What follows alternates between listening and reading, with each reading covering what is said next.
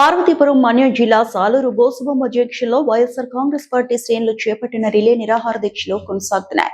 రాష్ట్ర ప్రభుత్వ విధానాలను నిరసిస్తూ ప్రజా సమస్యల పరిష్కారానికి చర్యలు తీసుకోవాలని డిమాండ్ చేస్తూ పార్టీ నాయకులు కార్యకర్తలు ఆందోళన చేపట్టారు.